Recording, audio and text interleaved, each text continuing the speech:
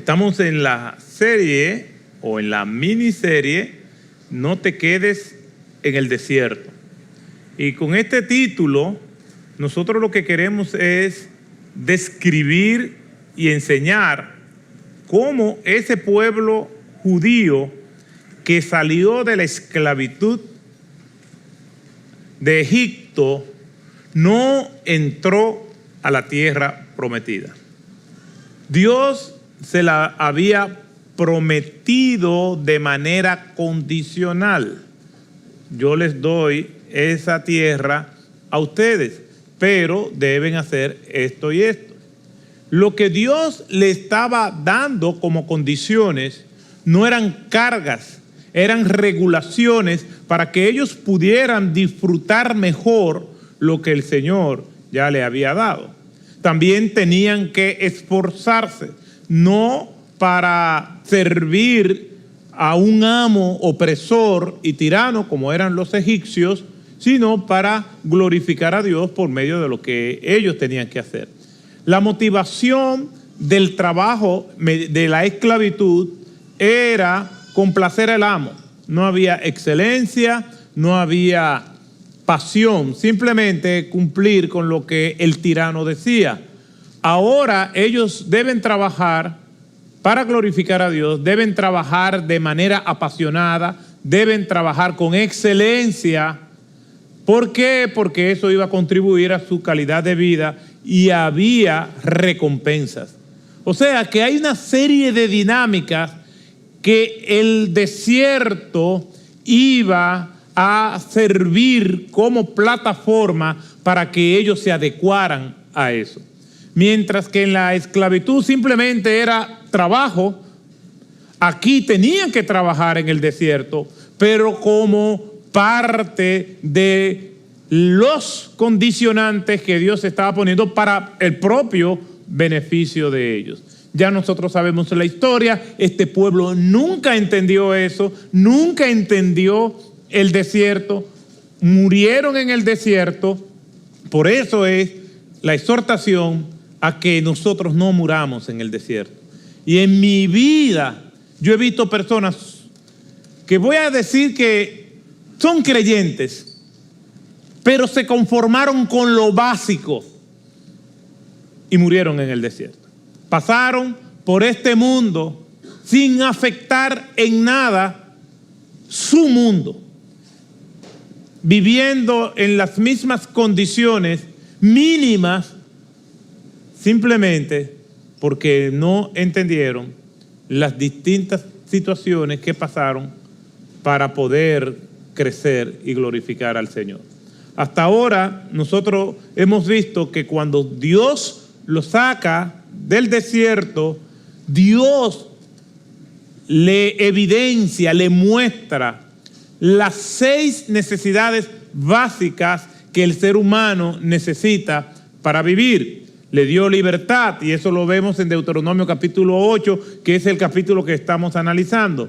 Les dio libertad, versículo 1 y 2, le dio un hogar, versículo 2, le dio comida, la primera parte del versículo 3, le dio educación, la segunda parte del versículo 3, le dio vestimenta y salud, como vemos en el versículo 4. El domingo pasado, entonces vimos las advertencias que Dios le da para que ellos no olviden.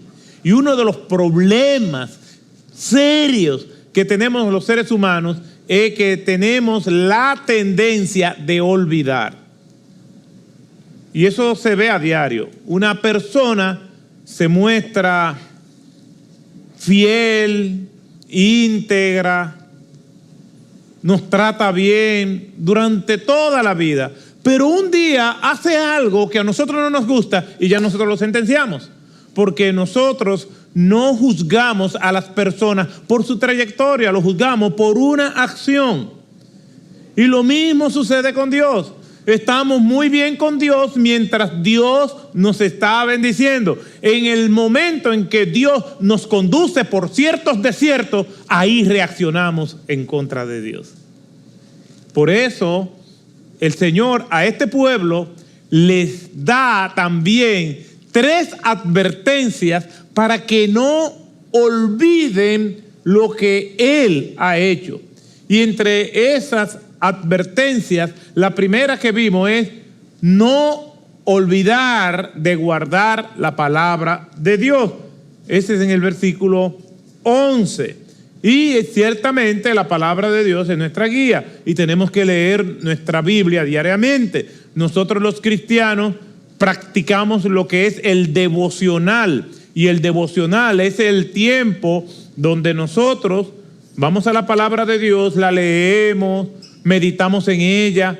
Mediante la creación nosotros vemos a Dios revelado y conocemos su grandeza, su majestad, pero mediante la revelación especial que es la Biblia, nosotros vamos a conocer el carácter de Dios, su propósito, su voluntad hacia nosotros. Entonces, tenemos que leer la palabra de Dios. ¿Cómo la vamos a leer? La vamos a leer tranquilamente, quietamente, con tiempo, marcando una hora específica para hacerlo. Hay quienes se acercan a la Biblia y la leen al azar. Esa no es la mejor manera quizás de leer la Escritura. Es mejor leerla libro por libro. Si usted no tiene la disciplina de leerla libro por libro, yo le puedo recomendar devocionales para que ustedes lean sus Biblias a través de estos devocionales. Nosotros conocemos nuestro pan diario que los vendemos aquí. Toda la Biblia en un año de John Stott, la Biblia Tu Andar Diario, Alza tus ojos de Christopher Cho, Cheques del Banco de la Fe de Spurgeon. Todo eso son libros devocionales que vienen con una lectura bíblica asignada para cada día. Y al final del año hemos leído o la Biblia completa o hemos avanzado mucho, pero el asunto no es avanzar en nuestra lectura de la Biblia, sino tener una cita con Dios y nosotros disfrutar de esa comunión con Dios mediante la palabra. No debemos olvidarnos de guardar eso. Lo segundo que vimos es no olvidarnos de obedecer por las bendiciones. Y eso también es muy común. Las personas quieren que Dios les bendiga, pero después esas bendiciones que Dios da es el impedimento para entonces servir a Dios, lo cual es una gran incongruencia. Le pedimos a Dios hijos y después los hijos son el impedimento para que Dios sea glorificado por nuestras vidas. Después el altar de nuestras vidas, Dios es desplazado para poner a nuestros hijos. Y ahí muchas veces ponemos el trabajo, nuestros estudios, nuestra salud, nuestro entretenimiento, todo aquello que atenta con el lugar que Dios debe ocupar en nuestras vidas, se convierte en idolatría, se convierte en un ídolo. Entonces, yo lo he visto con muchas frecuencias.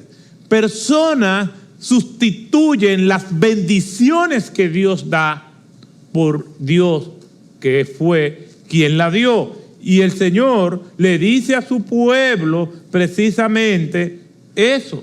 No te olvides de todo lo que yo he hecho por ti para concentrarte en lo que he hecho. El apóstol Pablo le dice a los romanos que los seres humanos prefirieron adorar a lo creado antes que al creador. Y nosotros tenemos esa tendencia. Dice Deuteronomio capítulo 8, versículo 12 al 14, no sea que cuando hayas comido y te hayas saciado y hayas construido buenas casas y habitado en ellas, y cuando tus vacas y tus ovejas se multipliquen y tu plata y oro se multipliquen y todo lo que tengas se multiplique, entonces tu corazón se enorgullezca y te olvides del Señor tu Dios. Ese es algo repetitivo en la vida de los seres humanos y tristemente también en la vida de los cristianos. ¿Qué propósito tienen las bendiciones? Póngase a pensar eso. ¿Es simplemente darle bienestar a usted o a mí? Ese es el propósito de las bendiciones materiales. O sea, prosperamos materialmente simplemente para que yo esté bien, para que tú estés bien. El Señor nos bendice con buena salud simplemente para que tengamos buena salud. ¿Cuál es el propósito de las bendiciones? ¿Las recibimos porque las merecemos? ¿Usted cree que las bendiciones y la prosperidad que Dios le pueda dar a usted o que me pueda dar a mí es porque realmente Dios dice, oye, qué tremendo tú eres, tú te mereces eso, toma? ¿O las recibimos como estímulo para servir al Señor? Las bendiciones, principalmente las materiales, vienen para que el Señor sea glorificado. Miren lo que el Señor le dice a su pueblo en el versículo 10. Cuando hayas comido y te hayas saciado, bendecirás al Señor tu Dios por la buena tierra que te ha dado. Las bendiciones son para que el Señor sea glorificado, para que nosotros seamos agradecidos, como un estímulo para seguir sirviendo. No para que el Señor nos dé nada, sino como gratitud al Señor que la dio. Porque si no la merecemos y el Señor nos la da, eso debe provocar en nosotros volcarnos, vaciar nuestras vidas ante el altar de Dios de gratitud y servicio. Hoy vamos a estar viendo una tercera advertencia. No olvidar de lo que Dios nos ha librado. Esa es la tercera advertencia que vamos a estar viendo. La primera es no olvidarnos de guardar la palabra de Dios. La segunda, no olvidarnos de obedecer a Dios por las bendiciones. Y la tercera, no olvidarnos de lo que Dios nos ha librado. Para ello, tendremos que ir nuevamente a este texto de Deuteronomio, capítulo 8. Busquen en sus Biblias, Deuteronomio, capítulo 8. ¿Por qué hacemos tanto énfasis en esto? Bueno, si ya vimos y tenemos este orden muy lógico en el bosquejo que nos presenta de manera natural el capítulo 8. Primero, debemos estar convencidos de que Dios ha sido fiel. ¿Cuántos piensan que Dios es fiel, que Dios es bueno, que Dios es misericordioso, que Dios se mantiene cumpliendo sus promesas, aun cuando nosotros muchas veces la quebramos? Dice el profeta Jeremías en el libro de las Lamentaciones, por las misericordias de Jehová no hemos sido nosotros destruidos. Aun si estamos vivos, es por gracia y por misericordia de Dios. Usted y yo no merecemos vivir, pero por la gracia de Dios vivimos. No merecemos ni siquiera salvación, pero por su gracia somos salvos, como dice el apóstol Pablo, por gracia sois salvos. Entonces, este orden que nos presenta Deuteronomio capítulo 8, lo primero que nosotros vemos es que Dios es fiel, para una vez más recordarnos ese amor de Dios, esa intención y voluntad del Señor de guardar el pacto. Por lo tanto, después de convencernos nosotros de ese plan de Dios, de guardar su pacto, de estar con nosotros, de mostrar su paciencia, su gracia y misericordia, entonces Dios procede a presentarnos las advertencias. ¿Por qué? Porque Dios se ha ganado el derecho, por así decirlo, no solamente de corregirnos y dirigirnos, sino que porque nos ama y nos ha mostrado su amor, Él tiene como creador y como salvador de decirnos las cosas que quiere decirnos. Aquí en Deuteronomio capítulo 8, desde el versículo 11 hasta el versículo 14, dice lo siguiente: cuídate de no olvidar al Señor tu Dios, dejando de guardar sus mandamientos, sus ordenanzas y sus estatutos que yo te ordeno hoy. No sea que cuando hayas comido y te hayas saciado y hayas construido buenas casas y habitado en ellas, y cuando tus vacas y tus ovejas se multipliquen y tu plata y su oro se multipliquen y todo lo que tengas se multiplique, entonces se enorgullezca y te olvides del Señor tu Dios que te sacó de la tierra de Egipto, de la casa de servidumbre.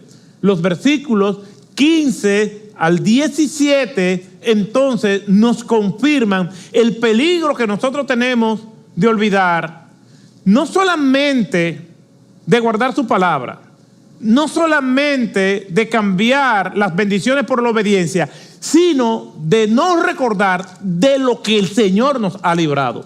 Aun cuando eso de lo que Dios nos está librando, nosotros lo queríamos. Miren lo que dice los versículos 15 al 17. Él te condujo a través del inmenso y terrible desierto, con sus serpientes abrasadoras y escorpiones, tierra sedienta donde no había agua. Él sacó para ti agua de la roca de pedernal. En el desierto te alimentó con el maná que tus padres no habían conocido, para humillarte y probarte y para finalmente hacerte bien. No seas que digas en tu corazón: mi poder y la fuerza de mi mano me han producido esta riqueza. El Señor añada bendición a su palabra. No debemos olvidar de lo que Dios nos ha librado. Y esa es la tercera advertencia. Esta advertencia tiene que ver con lo que Dios ha hecho, escuche bien, para que nosotros no suframos por situaciones que inminentemente nos habrían pasado o llegado si Él no hubiera intervenido directamente. Repito, esta advertencia tiene que ver con lo que Dios ha hecho para que nosotros no suframos por situaciones que inminentemente nos habrían pasado si Él no hubiera intervenido directamente. Esto se evidencia en peligros y acechanzas en contra nuestra. Dios nos trae por este camino, por este viaje que es la vida. A lo largo de ese viaje, Dios nos ha librado de muchísimas cosas que en ocasiones estamos conscientes y podemos decir: oye, como Dios me libró. Y en otras ocasiones no hemos estado conscientes, pero de igual manera Dios nos sigue librando. De hecho, no sé todo lo que usted pasó para llegar aquí. A lo mejor no pasó nada. A lo mejor alguien tuvo algo que llamó tu atención. Pero es posible que aún viniendo para acá, Dios nos libró de algo catastrófico y nosotros ni siquiera nos dimos cuenta. ¿Quién estaba conspirando contra nosotros mientras nos despertamos hasta llegar aquí? Incluso, ¿qué dentro de nosotros iba a fallar? ¿Alguna insuficiencia cardíaca? ¿Algún accidente cerebral? Iba a perjudicarnos. Y Dios en su soberanía dijo: no, hoy no. Y nosotros pudimos llegar y hacer nuestra vida normal. ¿Quién puede decir que eso no iba a pasar? O alguien está en tan perfecto estado de salud que diga: no, a mí no me va a pasar eso hasta que ya yo esté en tal edad. No. En este camino Dios nos ha librado. Pero yo estoy simplemente poniendo un ejemplo desde cuando usted se despertó hasta este momento. Y la vida entonces, incluso cuando usted planificó rutas y Dios se le puso en el medio y dijo: por aquí tú no vas a pasar. Incluso te molestaste cuando Dios te desvió a las malas, para al final librarte de la ruina y del sufrimiento. Ahí damos gloria a Dios, ¿verdad que sí? Y ahí es espontánea la alabanza al Señor y decimos: gracias, Señor. Veníamos de camino y hubo un accidente aparatoso en el cual nosotros pudimos estar involucrados, y entonces ahí decimos: ¿cómo me libró el Señor? Gloria a Dios. Pero cuando el Señor nos saca de la ruta del bienestar y nos lleva al desierto, entonces no nos gusta. Solamente nos gusta el camino de los pétalos, pero el camino entre cardos y espinas no nos gusta. Pero si hay cardos y espinas a la derecha y pétalos a la izquierda, y Dios nos dice, vete por donde están los cardos y las espinas, vayámonos por ahí, porque ese es el mejor camino. Dios nos ha librado de muchas situaciones de las cuales estamos conscientes y de otras no estamos conscientes. Esto se evidencia en todo lo que es la historia de nuestras vidas hasta el capítulo que estamos escribiendo ahora. Pero también se comprueba en cosas que deseamos, aunque estas aparentemente se ven buenas. Y deseamos estas cosas y Dios, por amor a nosotros mismos, impide que las recibamos. Pero cuando no las recibimos nos amargamos, porque eso es lo que nosotros queremos. Eso es nuestra obsesión. Eso es nuestros sueños. Y yo siempre he soñado con esto y tengo la oportunidad de tenerlo. Pero Dios claramente te está diciendo, no lo quiero para ti. Y nos amargamos. Incluso algunos se resienten con el Señor y su fe se enfría. Porque están confiando más en sus sentidos humanos, limitados, contradictorios, que en la sabiduría y el amor de un Dios todopoderoso. Les cuento esta historia que John Maxwell narra en su libro El poder de la alianza. Y dice de la siguiente manera: el sueño de su vida era ser misionero.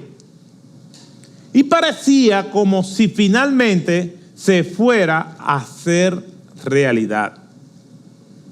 Soñaba con ir a otro país, especialmente al continente africano, para ayudar a las personas y predicar el evangelio.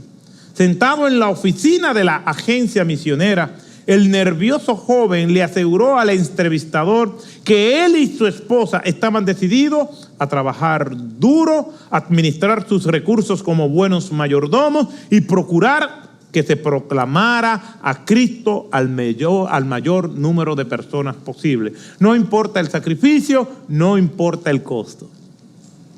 ¿Qué mejor deseo puede ser ese? La palabra de Dios dice que Dios llama personas al ministerio, como yo soy pastor por 29 años, a otros los llama a ser misioneros, a otros empresarios, a otros políticos, a diversas plataformas, y donde Dios nos llama, ahí Dios nos va a usar.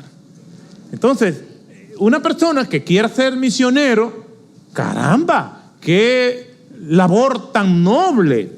Y así lo quería este joven. Confiaban en que todo su futuro estaba saliendo como ellos habían orado. Pero pronto todo iba a parecer como si su sueño se fuera a hacer añicos. Durante su preparación para vivir entre otras culturas del África, se percataron de que su esposa no pasó los requerimientos de salud para poder estar allí. Ella tenía una condición que no iba a sobrevivir en el África. Si iban allá como habían planificado, ella de seguro moriría en los primeros meses de estar allí.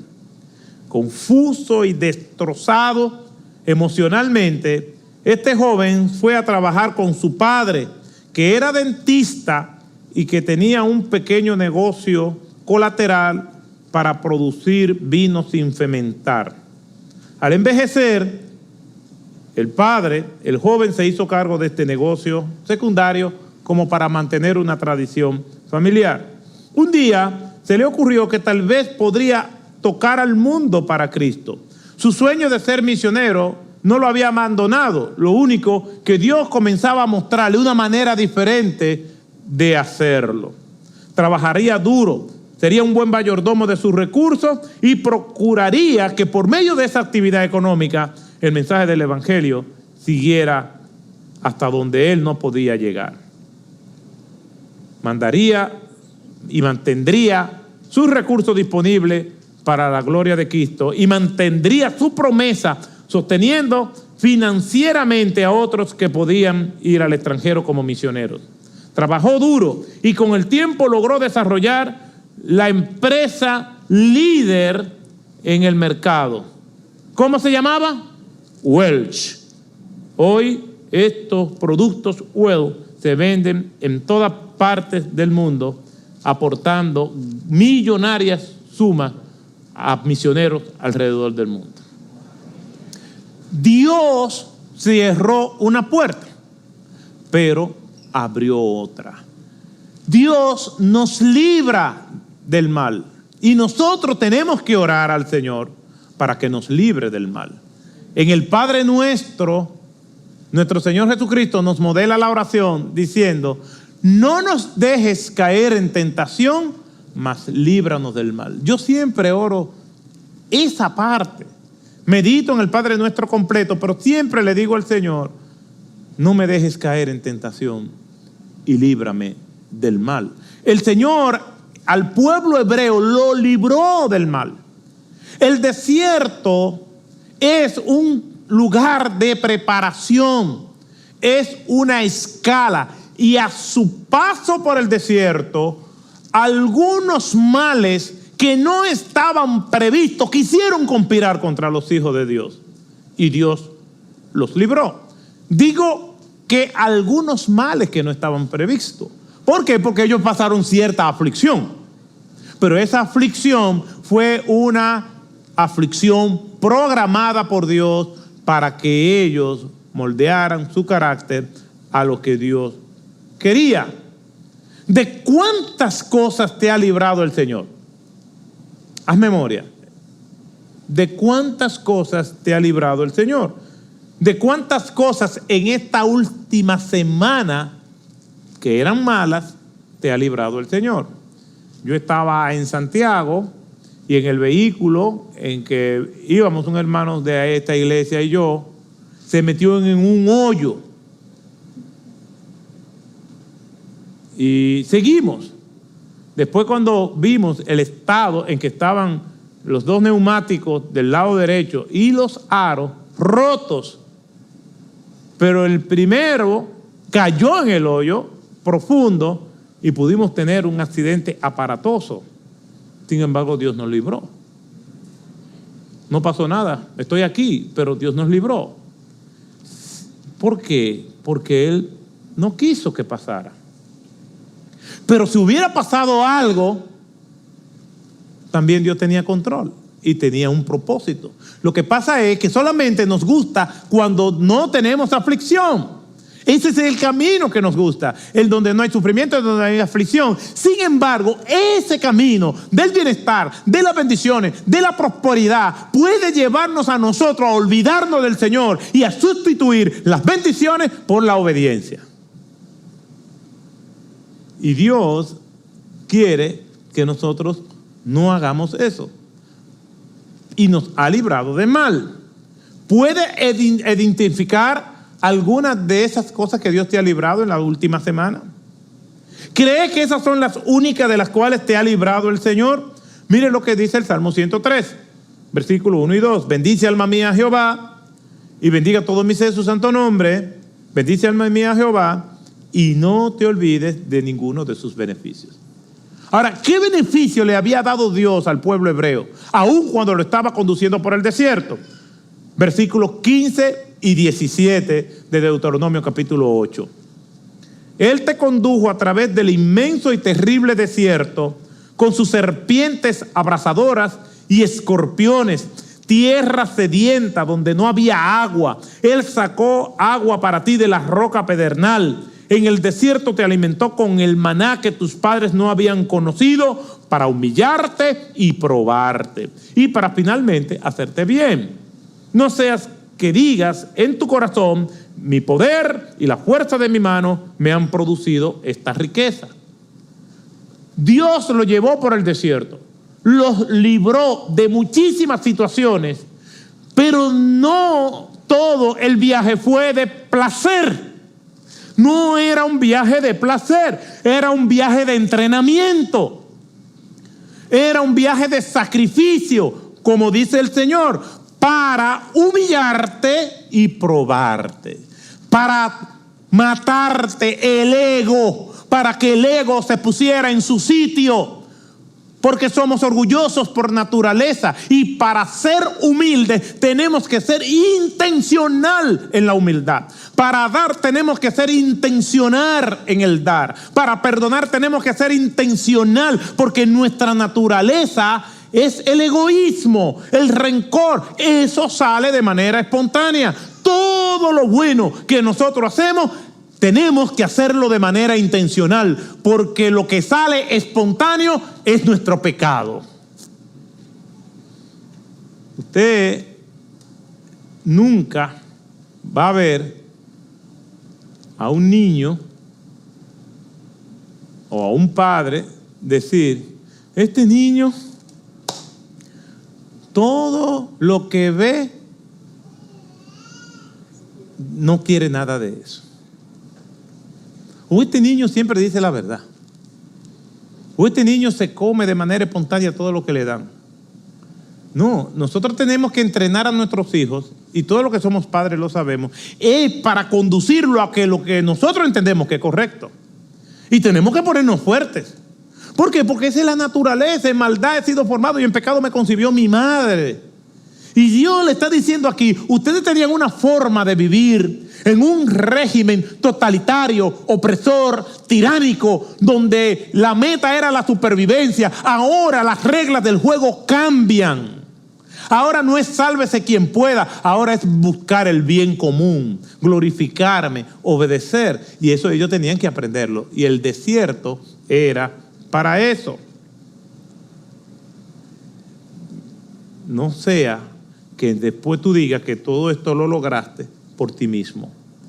La lista de peligros a las que el pueblo se enfrentó muestra la grandeza y el poder de Dios. La incomodidad de la circunstancia evidencia la soberanía de Dios y el poder de Él para librarlo. Nos pone en peligro y después nos libra para que Él sea glorificado. Note que el texto no habla de un camino de seda, sino un camino donde hay serpientes abrasadoras y escorpiones, donde hay todo tipo de problemas. El desierto normalmente es un camino solitario, porque no hay vegetación, no hay comida, no hay vida abundante. Si no hay estos elementos, la supervivencia se hace más difícil. Lo que pasa es que este pueblo que salió de Egipto nunca entendió el desierto. Nunca llegaron a comprender el verdadero propósito por el cual Dios lo lleva por tanto tiempo. ¿Por qué duraron tanto tiempo? Porque nunca aprendieron. Nunca llegaron a asimilar la lección. Entonces, te digo lo que mucha gente me pregunta: ¿y cuánto tiempo durará esta prueba, pastor? ¿Sabe cuál es la respuesta? El tiempo que dures para aprenderla. Mientras no aprendemos, la prueba seguirá. Sufre mutaciones, se recicla, pero la misma prueba. Hasta que aprendamos. ¿Y cómo yo sé que aprendí? Si eres transformado. Si no hay transformación, no hay aprendizaje. La meta fundamental de la enseñanza es la transformación. Si no hay transformación, no hemos aprendido. Si después por pasar por diferentes desiertos nosotros seguimos iguales, entonces no hemos aprendido, y prepárate que hay más desiertos. Este pueblo no aprendió, nunca entendió el desierto, nunca comprendió las lecciones que Dios les estaba dando por medio de un tramo que debía provocar en ellos crecimiento, gratitud y lealtad. Es más, al contrario, en vez de ser como Dios quería que ellos fueran, ellos se dedicaron a murmurar y a quejarse. Y se tornaron en contra de Dios, en contra de Moisés y en contra de quien sea. Miren algunos ejemplos. Números capítulo 11, versículo 1 y 2. Y el pueblo comenzó a quejarse en la adversidad. Recuerden, el desierto no es un camino de pétalos. Hay dificultades, pero estas dificultades es para moldearnos. El desierto no es un viaje turístico, es un viaje de entrenamiento. Y ellos nunca entendieron eso. Y el pueblo comenzó a quejarse en la adversidad. Claro que había adversidad, pero no era una adversidad mortal. El viaje por el desierto no fue tan placentero de que ellos no tuvieran retos, ni tan letal que ellos se vieran oprimidos como estaban en Egipto. Era un balance que el Señor estaba haciendo con ellos. Había adversidad, pero esa adversidad no era mortal. Era simplemente para que aprendieran. Y el pueblo comenzó a quejarse en la adversidad a oídos del Señor. Y cuando el Señor los oyó, se encendió su ira. Y el fuego del Señor ardió entre ellos y consumió un extremo del campamento. Fíjense, un extremo del campamento, no a ellos. Porque Dios es misericordioso, aún en medio del juicio. Entonces clamó el pueblo a Moisés, y Moisés oró al Señor, y el fuego se apagó. Más adelante, como si esto no hubiese sido semejante, aclaratorio, contundente, porque déjeme decirle, hay personas que pasan por una desgracia, y uno dice, bueno, yo creo que fulano levanta cabeza con esta. Después que se le va el susto, vuelve a lo mismo. Miren lo que pasa. Mismo libro Números 11, versículos 4 y 6. Y el populacho, es decir, el pueblo que estaba entre ellos, tenía un deseo insaciable. Y también los hijos de Israel volvieron a llorar, llorando y quejándose. ¿Por qué? Dijeron, ¿quién nos dará carne para comer hoy en el desierto? Dios le estaba dando maná. ¿Usted sabe por qué le estaba dando maná? Porque no había maná. Entonces le estaba dando maná. Le estaba dando agua. Las 6 necesidades básicas se las cubrió. Ni siquiera se enfermaron. Pero ellos en el desierto decían, ay, pero yo, y esto es lo único. Y usted está en condición de estar exigiendo. Y eso yo lo he visto muchas veces. Hijos. ¿Y esto es lo que hay de comida? El esposo que quizás no es tan pródigo proveyendo, se queja, y esto fue lo que tú cocinaste. Una vez yo le digo a Susana, ¿y con qué no vamos a comer estos espaguetis, mi amor? Me dice, con la boca. Porque era lo que había. Pues no lo comemos con la boca. Entonces, este pueblo ven un fuego abrasador y claman y tienen miedo, se le ve el miedo, ahora están pidiendo carne. Dice, ¿quién nos dará a comer carne? En el versículo 5, ay, nos acordamos del pescado que comíamos gratis en Egipto. De los pepinos, oye, los melones, los puerros, la cebolla y los ajos. Pero ahora no tenemos apetito. Nada hay para nuestros ojos, excepto este maná. Claro, no hay maná. Así es la ingratitud. No entendieron el desierto. Sí, en Egipto te estaban dando eso, pero era lo único que te daban, era esclavo, no tenía dignidad. El látigo opresor del tirano sobre tus espaldas. Tenía derecho a tu vida, a matar, a aniquilarte, a violarte a tus esposas, tus hijos. Miren lo que dice más adelante en el capítulo 14, versículo 2. y murmuraron. Si ustedes quieren saber lo que pasó con este pasaje de número 11, del 4 en adelante, léanlo en sus casas. Ustedes saben lo que Dios le dijo a Moisés. Ellos quieren codornices, es carne que ellos quieren. Ustedes han leído el pasaje, léanlo. Yo le voy a dar codornices que le va a salir hasta por las narices. Léanlo, para que ustedes vean el sentido del humor de Dios. Y murmuraron contra Moisés, número 14:12, y Aarón, todos los hijos de Israel, y les dijo toda la congregación, ojalá hubiéramos muerto en tierra de Egipto. ¿Ustedes saben lo que es eso? Ojalá hubiéramos muerto en este desierto. No entendieron el desierto.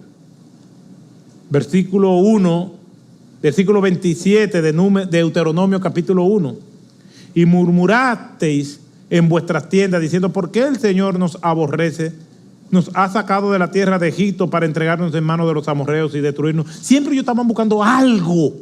Cada vez que se sentían incómodos, buscaban una excusa para quejarse delante de Dios y quejarse delante de Moisés. El que no tiene sensibilidad ante Dios, no tiene sensibilidad ante nadie. Nunca entendieron el desierto. Los que salieron de Egipto no entraron a la tierra prometida porque nunca comprendieron lo que significaba el desierto. El desierto es un lugar de pruebas para que el pueblo creciera. Sin embargo, ellos vieron las pruebas, pero no vieron al Señor. Vieron las circunstancias, pero olvidaron la promesa. Vieron el momento, pero no percibieron la transitoriedad. Se dedicaron a vivir en la escala y se olvidaron del destino. El destino era la tierra que fluye leche y miel.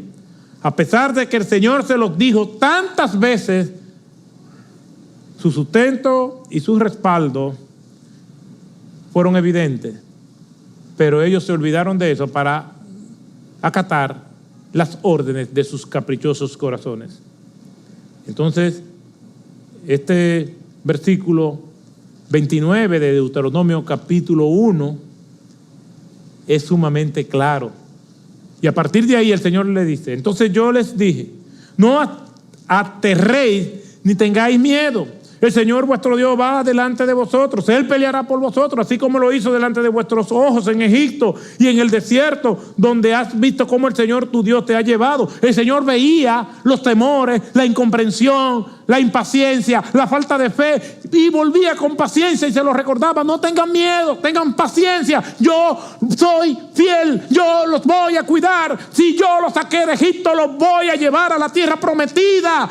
Confíen. Déjense llevar, pero nada de eso. Yo creo que lo mismo sucede hoy. Todas las circunstancias que nos pasan es para que nosotros vayamos al altar de Dios humillados y le pidamos perdón. Si te está yendo bien, entonces cuídate, porque entonces te puedes olvidar del bienestar por la obediencia. Te puedes dejar llevar del bienestar olvidándote que la meta no es que vivamos bien, sino que glorifiquemos al Señor. Yo quiero terminar con una historia que leí de un herrero. Dice que después de una juventud llena de excesos, entregó su vida al Señor. Y este herrero durante muchos años trabajó duro y cultivó la bondad, pero a pesar de toda su dedicación, nada parecía salir bien en su vida. Muy al contrario, sus problemas y deudas se acumulaban cada vez más. Un día, un amigo que lo visitaba y que se compadecía de su difícil situación, le comentó lo siguiente: es realmente muy extraño que justamente después que tú viniste al Señor, tu vida comenzó a empeorar y las consecuencias de tus acciones ahora te persiguen más que nunca. Yo no deseo debilitar tu fe, pero es evidente que a pesar de toda tu creencia, nada ha mejorado. El herrero no respondió nada en el momento. Él ya había pensado eso mismo muchas veces, sin entender lo que sucedía en su vida. Sin embargo, como no quería dejar que su amigo se fuera sin respuesta, empezó a hablar y esto fue lo que le dijo: mira, Yo recibo en este taller el acero no trabajado y debo transformarlo en espadas. ¿Sabe cómo eso se hace? Primero, caliento la chapa de acero con un calor extremo en el fuego hasta que quede totalmente roja. Después, sin piedad, la saco con unas tenazas y le aplico varios golpes con el martillo más pesado hasta que la pieza adquiera la forma deseada. Después la sumerjo en un balde de agua fría y de repente todo el taller se llena del ruido, del vapor, mientras la pieza estalla y grita a causa del súbito cambio de temperatura. Tengo que repetir este proceso hasta conseguir la espada perfecta. Fuego, golpes, agua, chillido, el acero se retuerce, pero cambia de forma. Lo coloco en el montículo y lo voy llevando hasta que yo quiero hacerlo. A veces el acero que llega a mis manos no consigue aguantar este tratamiento. El calor, los martillazos y el agua fría repetidamente terminan por llenarlo de grietas y rajaduras. Y yo sé que jamás se transformará en una buena lámina de espada. Entonces, simplemente lo coloco donde están aquel montón de hierros viejos que viste a la entrada del taller. Sé que Dios me está colocando en el fuego de las aflicciones. He aceptado los martillazos que la vida me da y a veces me siento tan frío e insensible como el agua que hace sufrir al acero. Pero lo único que le pido a Dios es que no termine conmigo, que me dé la forma que Él quiere darme. Hermanos, no te quedes en el desierto.